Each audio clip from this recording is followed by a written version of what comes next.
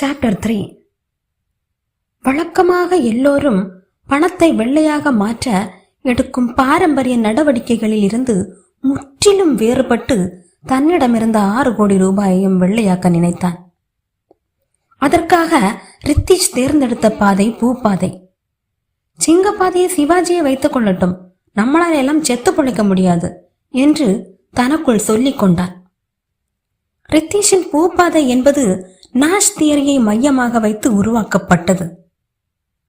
அதன்படி இந்த பணத்தை வெள்ளையாக்க பொதுவாக ஒருவர் முன்னுரிமை கொடுக்கும் நடவடிக்கையை தவிர்ப்பது, மேலும் பொதுவாக மற்றவர்கள் ஒதுக்கிவிடும் நடவடிக்கையை மேற்கொள்வது.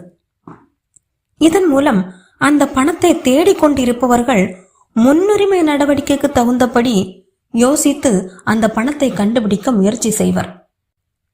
ஆனால் அவர்கள் ஒதுக்கி தள்ளும் வழியை கண்டுகொள்ளவே மாட்டார்.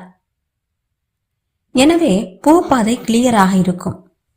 பூப்பாதையில் ரித்தீஷ் தவிர்க்க வேண்டியது தங்கம் வாங்குவது, கார் வாங்குவது, வீடு அல்லது ஏதேனும் ஒரு சிறிய வணிக வளாகத்தை வாங்குவது. இவை அனைத்தும் ஒன்றிற்கு மேற்பட்ட நபர்களுக்கு தெரிந்து நடப்பது. மேலும் இந்த செயல்முறையில் போட்டியிடும் யாரேனும் அல்லது இந்த செயல்முறையில் பங்கு பெறும் யாரேனும் அமைச்சரின் ஆளாக இருக்கக்கூடும். ஏனெனில் அவர் ஒரு ஆளும் கட்சி மட்டுமல்லாது மிகவும் வேரூன்றிய மிக பழமையான கட்சியின் அமைச்சரும் ஆவார். அந்த கட்சியின் அபிமானிகள், அமைச்சருக்கு வேண்டப்பட்டவர் அல்லது இந்த விஷயத்தை பகிர்ந்து கொள்வதன் மூலம் அமைச்சரின் தொடர்பு கிடைக்கும் என்று யோசிக்கும் நபர்கள் என்று பெரும்பாலான நபர்கள் அமைச்சரின் கண்ணாகவும் காதாகவும் செயல்பட வாய்ப்பு உண்டு. ரித்தீஷின் வாழ்க்கை தரத்தில் ஏற்படும் திடீர் மாற்றம் அமைச்சரின் சந்தேக வளையத்திற்குள் ரித்தீஷை கொண்டு வருவது மட்டுமல்லாது அமலாக்கத்துறைக்கும் ரித்தீஷ் ஒருவேளை அமைச்சரின் பினாமியாக இருக்கக்கூடும் என்ற சந்தேகத்தையும் ஏற்படுத்தும். அதனால் அவன் பாரம்பரியமான வழியில் சொத்துக்கள் வாங்க நினைக்கவில்லை. அதனால் ரித்தீஷ் ஒரு ஆப்பிள் லேப்டாப் மற்றும் ஆப்பிள் போன் வாங்க நினைத்தான். ஆனால் அவனுக்குள் இருக்கும் பொருளாதார மேதை இந்த பணத்தை கொண்டு சொத்துக்கள் வாங்குவதையே அறிவுறுத்தியது. சொத்துக்கள் என்பது பொருளாதாரத்தை பொறுத்தவரை ஒரு வருமானம் கொடுக்கக்கூடிய விஷயத்தில் பணத்தை செலவு செய்வது. இதன்படி பார்த்தால் ஒரு சாமானியன் சொத்து என்று நினைக்கும் தான் தங்கி இருக்கும் சொந்த வீடும் தனக்காக வைத்திருக்கும் காரும் சொத்து அல்ல. ஒருவேளை அந்த வீட்டை வாடகைக்கு விட்டிருந்தால் அதுதான் சொத்து. அந்த காரை டாக்ஸியாக பயன்படுத்தினால் அதுதான் சொத்து. வருமானம் வரக்கூடிய விஷயம் சொத்து. எனில் ஒரு மனிதன் எப்போது தான் தங்குவதற்கு வீடு வாங்க வேண்டும் என்றால் வேறு ஒரு சொத்தின் மூலம் கிடைக்கும் வருவாயில்தான் தனக்கென்று ஒரு சொந்த வீட்டை வாங்க வேண்டும். அதாவது ஒரு வீட்டை வாங்கி வாடகைக்கு விட்டு அதன் மூலம் கிடைக்கும் வாடகை பணத்தை சேர்த்து வைத்துதான் தாங்கள் தங்குவதற்கு ஒரு வீட்டை வாங்க வேண்டும். இத்தகைய விஷயத்தை ஒரு சாமானியனால் செய்ய முடியாது. செல்வந்தர்களுக்கு டிலைடு கிராட்டிபிகேஷன் பயிற்சி அந்த செல்வந்தர் குடும்பத்தினாலும் செல்வந்தர்கள் பயிலும் பள்ளியினாலும் வழங்கப்படுகிறது. எனினும் இது கற்றுக் கொடுக்காமலேயே சில பேருக்கு பிறப்பிலேயே இருக்கும். அதை பரிசோதித்த ஒரு ஆராய்ச்சிதான் மார்ஷ்மெல்லோ டிலைடு கிராட்டிபிகேஷன் எக்ஸ்பெரிமெண்ட். இதை கூகுளில் தேடினால் பார்க்கலாம். சிறு வயதில் அந்த மார்ஷ்மெல்லோ டிலைடு கிராட்டிபிகேஷன் எக்ஸ்பெரிமெண்டில் பங்கேற்ற சிறுவர்களை 25 ஆண்டுகளுக்கு பிறகு அந்த ஆராய்ச்சியாளர்கள் சந்தித்தனர். அதில் அந்த சோதனையில் தேர்ந்தவர்கள் வாழ்க்கையின் அடிமட்டத்தில் இருந்தாலும் அவர்கள் செல்வந்தர்கள் ஆனார்கள். அந்த சோதனையில் தோல்வியடைந்தவர்கள் கடனில் தத்தளித்தனர். எனவே ரித்தீஷ் இந்த 6 கோடி பணத்தை செலவு செய்துவிட்டு சிறிது காலத்திற்கு பின்னால் திரும்பவும் பணமில்லாத சூழ்நிலைக்கு செல்ல விரும்பவில்லை. அதனால் இந்த பணத்தை கொண்டு நிரந்தர வருமானம் கொடுக்கும் சொத்தாகவோ அல்லது காலத்தால் மதிப்பு கூட்டப்படும் ஒரு சொத்தாகவோ வாங்க விரும்பினான். அதன்படி வணிக வளாகம் போன்ற நிரந்தர வருமானம் கொடுக்கக்கூடிய சொத்தாக இருக்க வேண்டும். ஆனால் வணிக வளாகம் வாங்கினால் பலருக்கும் அந்த விஷயம் தெரிந்துவிடும். இதனால் இவனுக்கு வணிக வளாகம் வாங்க பணம் எப்படி வந்தது என்று சிந்திக்க தொடங்குவர். இது மிகப்பெரிய சிக்கல். அதனால் ரித்தீஷ் டிஜிட்டல் சொத்துக்களில் முதலீடு செய்ய தீர்மானித்தான். அதன்படி பங்குகளை வாங்க வேண்டுமென்றால் தனது வங்கிக் கணக்கில் பணத்தை செலுத்திதான் வாங்க வேண்டும். ஆனால் தனது வங்கிக் கணக்கில் பெரும் தொகையை செலுத்தினால் அது வருவாய்த்துறை, அமலாக்கத்துறை மற்றும் அமைச்சர் ஆகியோரின் பார்வை வளையத்திற்குள் வர வேண்டியது வரும்.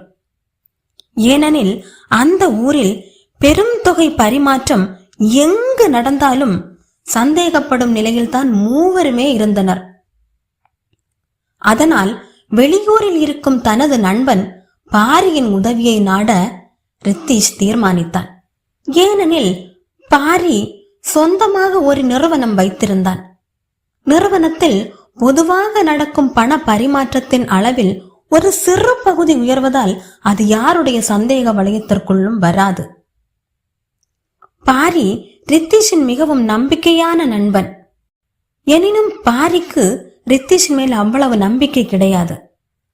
அதற்கும் சரியான காரணம் இருந்தது. அது என்னவென்றால், பாரியின் நிறுவனத்தில் பண பரிமாற்ற எண்கள் மிக பெரியது. ஆனால் அதன்படி அவனுக்கு பெரிய லாபம் கிடைக்க வேண்டும். ஆனால் அவனது நிறுவனமோ நஷ்டத்தில் இயங்கிக் கொண்டிருந்தது. அது ஏனென்று ரித்தீஷுக்கு தெரியும். அது ஏனென்றால் பாரியின் மோசமான நிதி மேலாண்மை.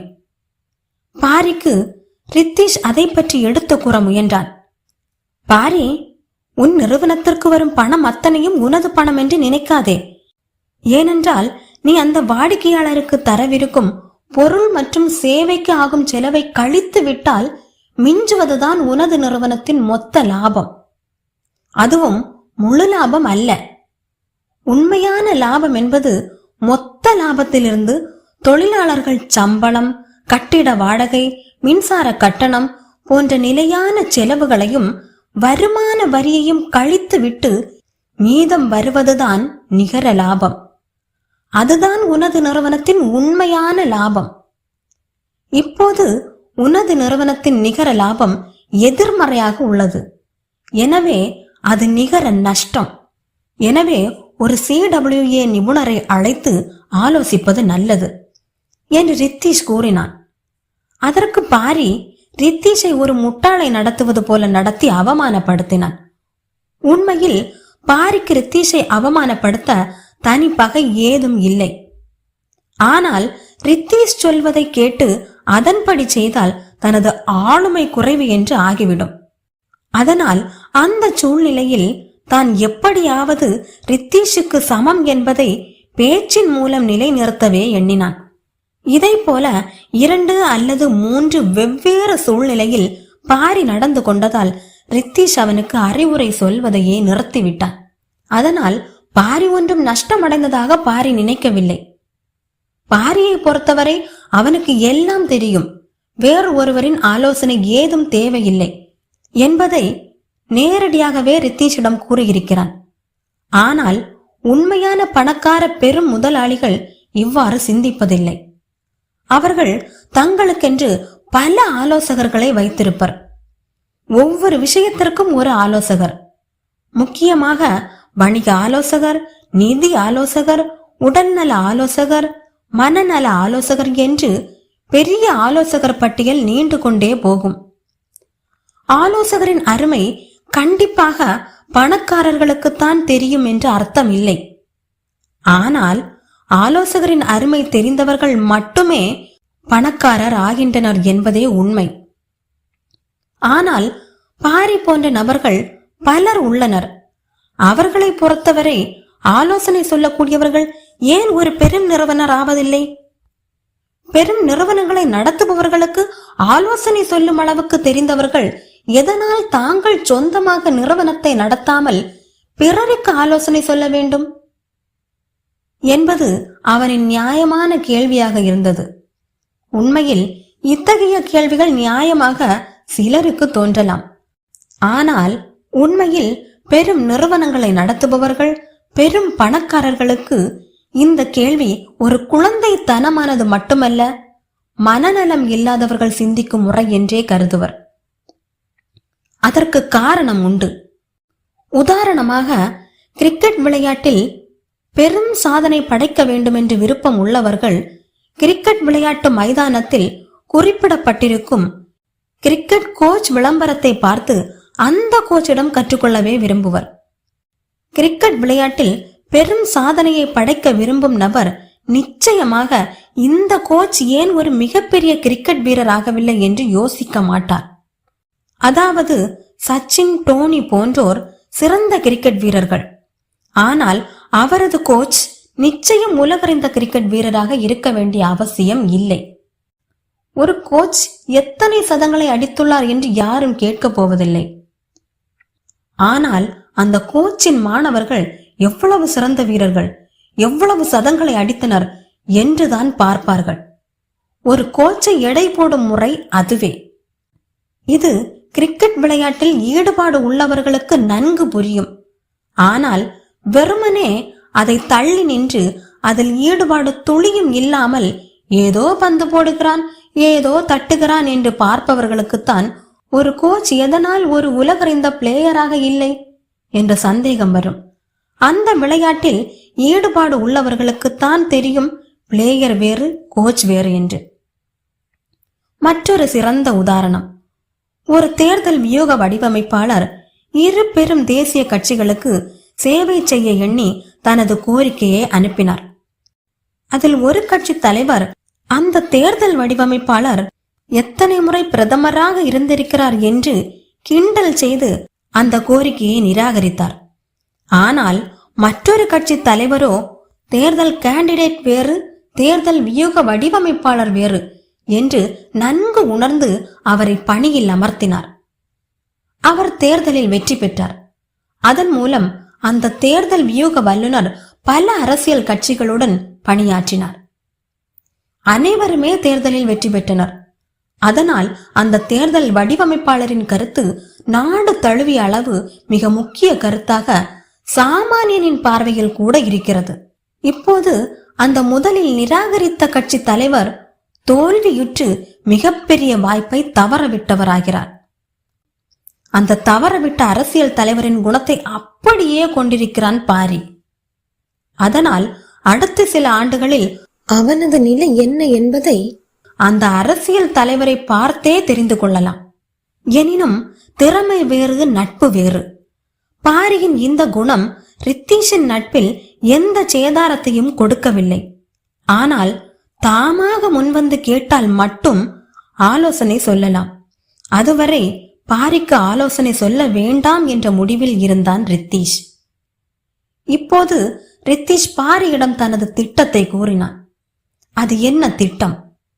அதனால் பாரிக்கு என்ன லாபம்? பாரி ரித்தீஷின் திட்டத்தை ஏற்றுக்கொண்டானா? பாரியிடம் ரித்தீஷ் அமைச்சரின் பணம் தனக்கு கிடைத்திருப்பதை சொல்லிவிட்டானா? பொறுத்திருந்து பார்ப்போம்.